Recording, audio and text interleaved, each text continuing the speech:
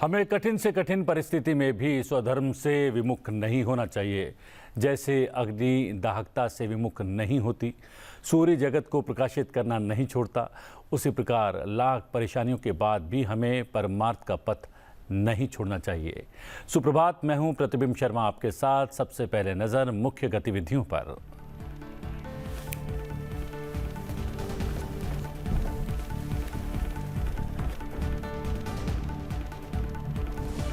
गतिशक्ति राष्ट्रीय master plan के 3 वर्ष हुए पूरे। प्रधानमंत्री नरेंद्र मोदी ने मास्टर प्लान की 3 वर्षीय यात्रा को बताया ऐतिहासिक। कहा, गतिशक्ति ने मल्टी मॉडल कनेक्टिविटी में महत्वपूर्ण वृद्धि की और विभिन्न क्षेत्रों के तीव्र तथा कारगर विकास को किया सुनिश्चित।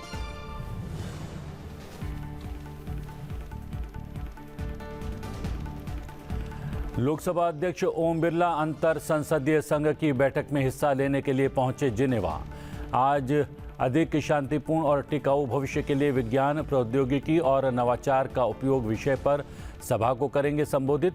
संघ की शासी परिषद की बैठकों में लेंगे भाग और जिनेवा में प्रवासी भारतीयों से करेंगे मुलाकात।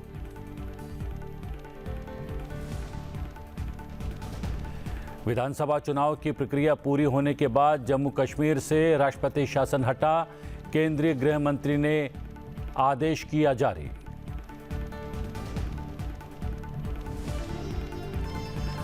राष्ट्रपति द्रौपदी मुर्मू ने अल्जीरियस में भारतीय समुदाय को किया संबोधित। कहा, भारत आज वैश्विक विकास में निभा रहा है महत्वपूर्ण भूमिका। भारत और अल्जीरिया के बीच गहरे और बढ़ते राजनीतिक संबंधों पर भी डाला प्रकाश। बोली, भौगोलिक दूरी के बावजूद दोनों देश अल्जीरिया की स्वतंत्रता के बाद से एक दूसरे के रहे बेहद करीब। हरियाणा के 12वें मुख्यमंत्री के रूप में नायब सिंह सैनी लेंगे शपथ। 17 अक्टूबर को पंचकुला के सेक्टर 5 स्थित दशहरा मैदान में होगा शपथ ग्रहण समारोह। प्रधानमंत्री नरेंद्र मोदी मुख्य अतिथि के रूप में हो सकते हैं शामिल।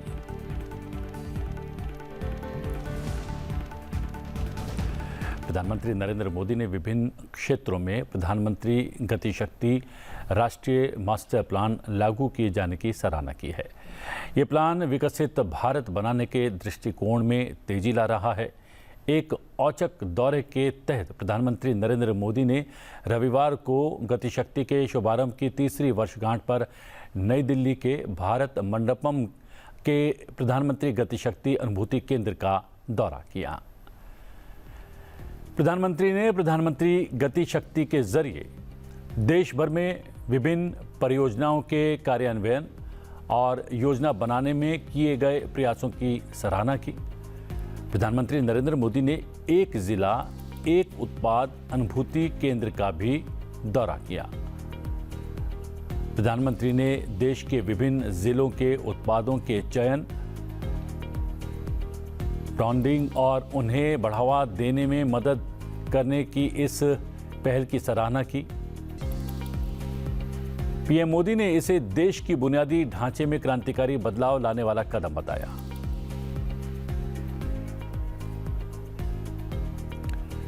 सोशल मीडिया पर एक पोस्ट में प्रधानमंत्री नरेंद्र मोदी ने इस पहल के जरिए देश में मल्टी मॉडल कनेक्टिविटी बढ़ाने, रोजगार के अवसर और लॉजिस्टिक्स सुधारने पर जोर दिया। उन्होंने कहा कि पीएम गतिशक्ति न केवल भारत के बुनियादी ढांचे को बल्कि नवाचार और उद्यमिता को भी बढ़ावा दे रहा है।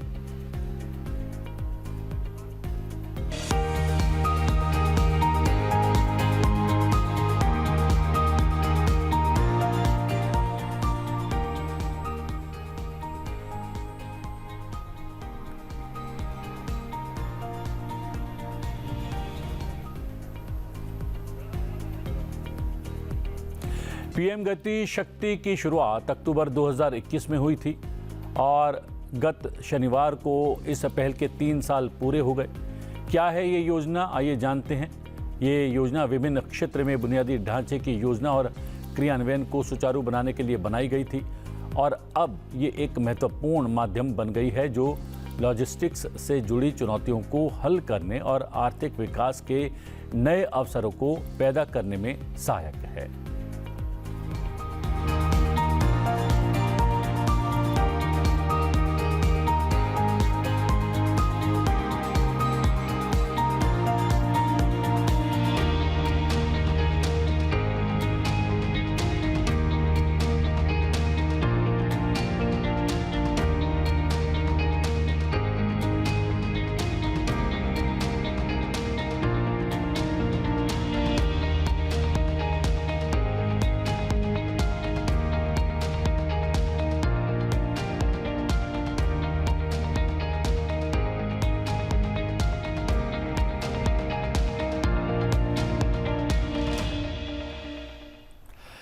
लोकसभा अध्यक्ष ओम बिरला स्विट्जरलैंड के जिनेवा में शुरू हो रही अंतर संसदीय संघ की 149वीं बैठक में संसदीय शिष्टमंडल का नेतृत्व कर रहे हैं।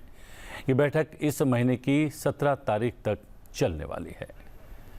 लोकसभा अध्यक्ष ओम बिरला अपनी यात्रा के दौरान अधिक शांतिपूर्ण और सतत भविष्य के लिए विज्ञान, प्रौद्योगिकी और नवाचार का उपयोग विषय पर सभा को संबोधित करेंगे। साथ ही लोकसभा अध्यक्ष ओम बिरला अंतर संसदीय संघ की निर्णय लेने वाली शासी परिषद की बैठक में भाग भी लेंगे।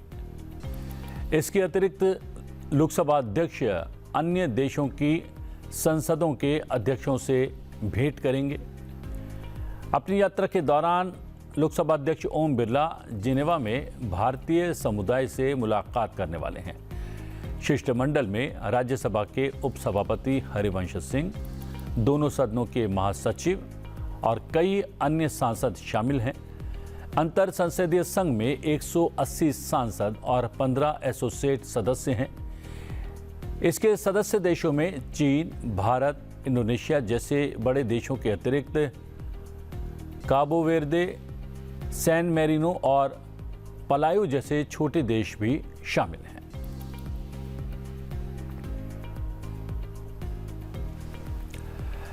राष्ट्रपति द्रौपदी मुर्मू ने कहा है कि यह गर्व की बात है कि हमारा देश दुनिया की 5वीं सबसे बड़ी अर्थव्यवस्था बन गया है।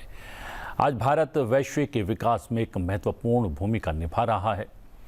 8% की लगातार वार्षिक वृद्धि के साथ भारत सबसे तेजी से बढ़ती प्रमुख अर्थव्यवस्थाओं में एक है।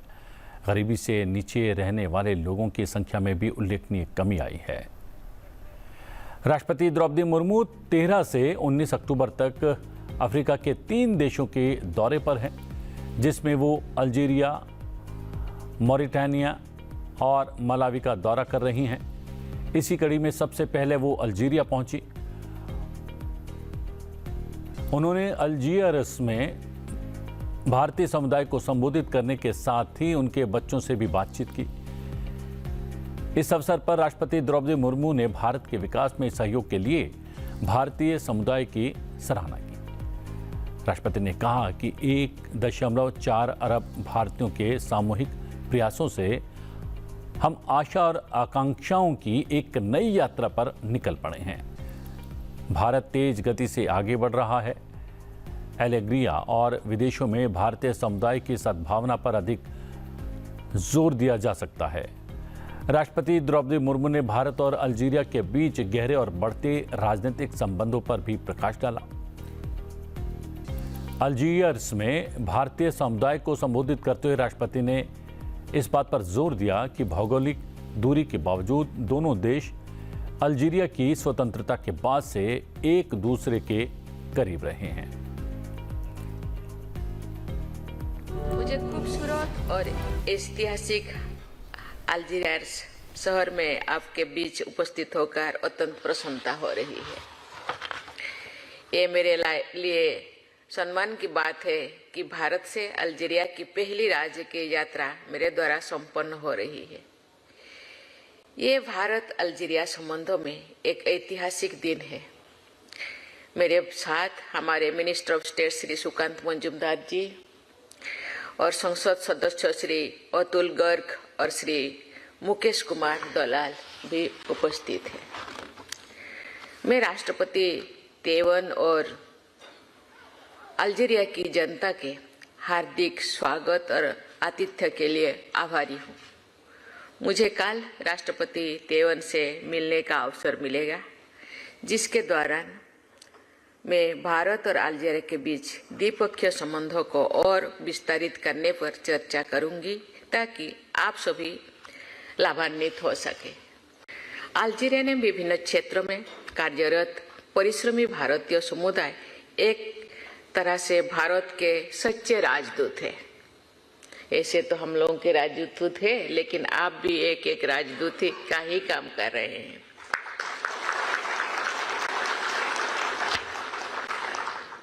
आप में से प्रत्येक व्यक्ति अपने भीतर हमारी प्राचीन भूमि के मूल्यों और संस्कृति को समते हुए हैं।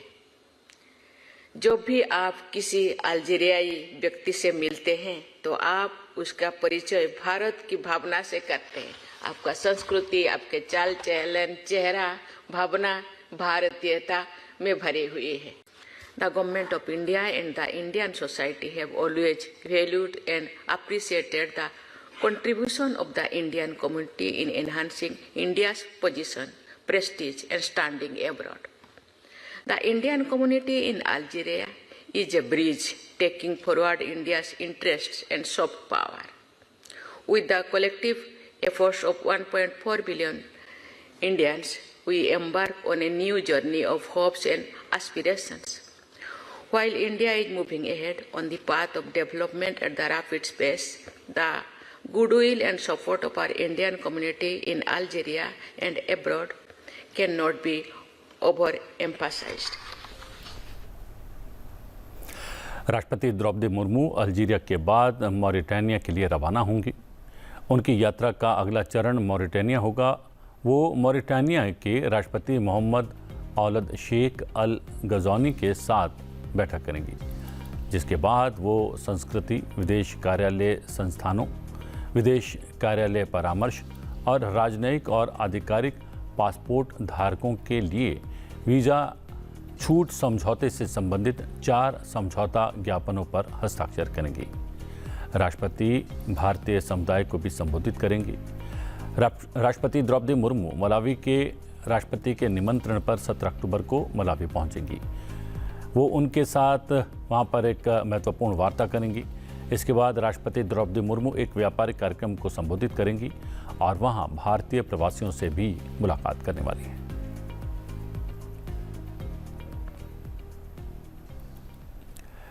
प्रधानमंत्री नरेंद्र मोदी मंगलवार को भारत में संयुक्त राष्ट्र के अंतर्राष्ट्रीय दूरसंचार संघ की ओर से आयोजित किए जाने वाले पहले दूरसंचार मानक सम्मेलन और भारत मोबाइल कांग्रेस का उद्घाटन कर सकते हैं।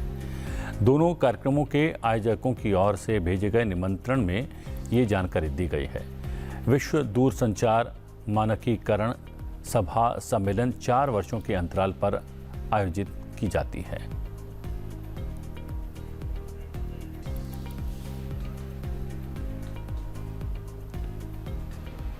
WTSA is coming to Asia for the first time, and it promises to be a WTSA like no other. Get ready for a digital innovation festival where innovation, inclusivity and sustainability take center stage. Explore our dynamic expo area where tech giants and startups will demo how ITU standards provide building blocks for universal connectivity and sustainable digital transformation. A rich program featuring the Global Standards Symposium, AI for Good Impact India, the International AI Standards Summit, and a wide range of parallel events will showcase the latest tech developments in India and around the world. This isn't just a conference, it's a celebration. It's where the world's brightest minds and biggest hearts come together to shape our digital future. Join us in New Delhi, October 14th to 24th, 2024. Let's create the digital future we want. Haryana के मुख्यमंत्री के रूप में शपथ लेंगे नायब सिंह सैनी। वो हरियाणा के 12वें मुख्यमंत्री के रूप में शपथ लेने वाले हैं। 17 अक्टूबर को नायब सिंह सैनी राज्य के नए मुख्यमंत्री के रूप में शपथ लेंगे। ये शपथ ग्रहण समारोह पंचकूला के सेक्टर 5 स्थित दशहरा मैदान में सुबह 10 बजे होगा। शपथ ग्रहण समारोह में प्रधानमंत्री नरेंद्र मोदी मुख्य अतिथि के रूप में शामिल होंगे। इस अवसर पर करीब 1 लाख लोगों के मौजूद रहने की उम्मीद है। नायब सिंह सैनी अपने मंत्रिमंडल के साथ शपथ लेंगे। इस समारोह में वरिष्ठ भाजपा नेता, केंद्रीय मंत्री और एनडीए शासित राज्यों के मुख्यमंत्री और उप मुख्यमंत्री भी हिस्सा लेने वाले हैं। गौरतलब है कि भाजपा हरियाणा में लगातार तीसरी बार सरकार बनाने जा रही है, जिसमें पार्टी के 48 विधायक 90 सदस्यीय विधानसभा में मौजूद हैं। वहीं जम्मू कश्मीर पर विधानसभा चुनाव की प्रक्रिया पूरी होने के बाद राष्ट्रपति शासन को हटा दिया गया है। केंद्रीय गृह मंत्री ने इस संबंध में एक आदेश जारी किया है। केंद्रीय गृह मंत्रालय ने अपने आदेश में कहा है कि जम्मू और कश्मीर केंद्र शासित प्रदेश के संबंध में 31 अक्टूबर 2019 का आदेश जम्मू और कश्मीर पुनर्गठन अधिनियम 2019 की धारा 54 के तहत मुख्यमंत्री की नियुक्ति से तुरंत पहले निरस्त माना जाएगा। अब ऐसे में नई सरकार के शपथ ग्रहण का रास्ता साफ हो गया है। नई सरकार के 16 अक्टूबर को शपथ लेने की संभावना है। जम्मू कश्मीर विधानसभा चुनाव के लिए नेशनल कॉन्फ्रेंस ने कांग्रेस के साथ गठबंधन किया था। नेशनल कॉन्फ्रेंस को 90 सदस्यों वाली विधानसभा में 42 और कांग्रेस को 6 सीटों पर जीत मिली है। शुक्रवार को नेशनल कॉन्फ्रेंस के नेता उमर अब्दुल्ला ने सरकार बनाने का दावा पेश किया था। उन्होंने राजभवन में उपराज्यपाल मनोज सिन्हा से भेंट की थी। इस दौरान उमर अब्दुल्ला ने उनके समक्ष सरकार बनाने का दावा पेश किया। इसमें उन्होंने सहयोगी दलों से मिली समर्थन की चिट्ठी भी सौंपी। उन्होंने 54 विधायकों के समर्थन का दावा किया है।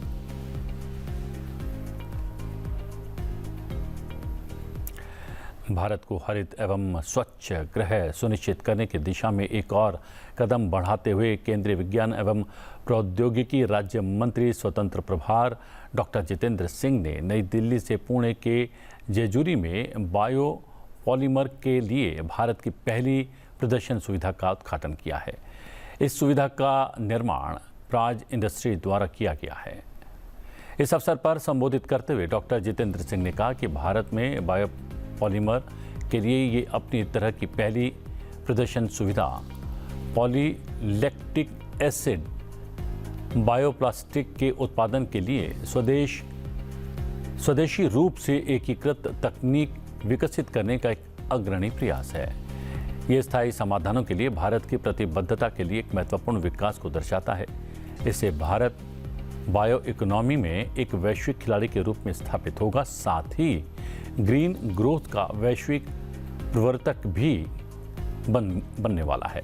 ये कदम प्रधानमंत्री नरेंद्र मोदी के नेतृत्व में भारत को दुनिया की अग्रणी अर्थव्यवस्था बनने के करीब ले जाएगा।